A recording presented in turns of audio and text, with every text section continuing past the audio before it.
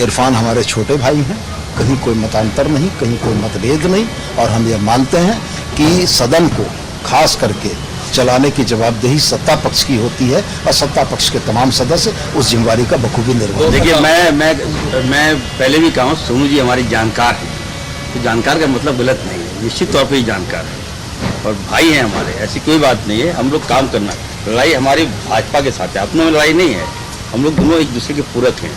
बड़ा भाई छोटा भाई उन्होंने कहा, बड़ा भाई हैं, भाजपा को घेरना हमारा, भाजपा को खदेड़ना हमारा लक्ष्य। परिसीमन को लेकर चल रही डिबेट 2008 में झारखंड के सवालों पर तत्कालीन केंद्र सरकार ने एक सकारात्मक उत्तर दिया था और आपको भी याद है कि नॉर्थ ईस्ट के 7 राज्यों के साथ साथ झारखंड में डिलिमिटेशन को फ्रीज किया गया था।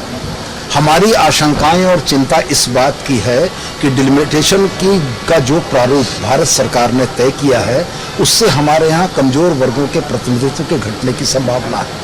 हम इस बात की चिंता व्यक्त कर रहे हैं कि आबादी के अनुपात में जितना प्रतिशत प्रतिनिधित्व जो पिछड़े और कमजोर तबकों को मिलना चाहिए था वो उनसे छिन जाएगा। और दक्षिण के राज्यों की चिंता भी जायज है कि अगर जनसंख्या नियंत्रण के उपाय बेहतर तरीके से उन लोगों ने अपनाए हैं तो लोकसभा में उनके प्रतिनिधित्व को सीमित नहीं किया जाना चाहिए। यूपी अगर जनसंख्या नियंत्रण के उपायों को अपनाने में विफल रहा तो जनसंख्या के आधार पर उसका ज़्यादा प्रतिनिधित्व हो जाए, झारखंड का प्रतिनिधित्व घट जाए, तमिलनाडु का प्रतिनिधित्व घट जाए, ये समरूप व्यवस्था नहीं है। तो हमारी आशंकाएं यही हैं। इस पर निश्चित रूप से पार्टी ने भी एक स्टैंड लिया है, हमारे सहयोगी दल कांग्रेस का भी एक स्टैंड आएगा और तमिलनाडु की इस बैठक में व्यापक विमर्श से एक रास्ता निकालने की कोशिश की जाएगी कि समानुपातिक प्रतिनिधित्व जो है तो वो किसी का इसमें तो आबादी का अनुपात ही मुख्य होता है। लोकतंत्र में आबादी और संख्या बल ही प्रभावी होती है। इसी बात पर महत्वपूर्ण डिबेट चल रही है कि आज़ादी के बाद जिन विकसित राज्यों ने जनसंख्या नियंत्रण के उपाय करके अपनी आबादी को नियंत्रित किया, उनके प्रतिनिधित्व को अगर संसद में रोका जाता है तो ये उस राज्य के साथ अन्याय होता है। हम एक ऐसी वैकल्पिक व्यवस्था चाहते हैं जिसमें समानुपातिक प्रतिनिधित्व की जो अवधारणा संविधान में है वो अक्षुण्ण रहे और हमें उम्मीद है कि इस आशय का विमर्श करके कोई रास्ता हम लोग निकाल दें। का प्रतिनिधित्व होगा क्या मुख्यमंत्री?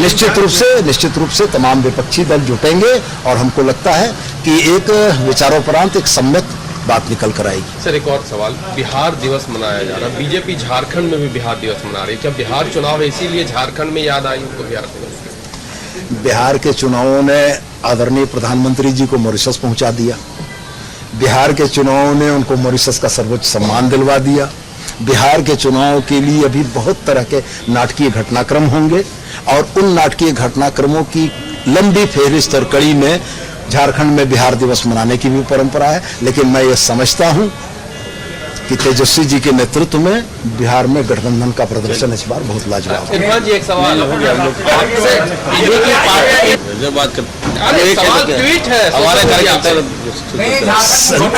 नहीं, सुनिए, मैं जवाब दे रहा हूं, माननीय मंत्री की तरफ से मैं जवाब दे रहा हूं।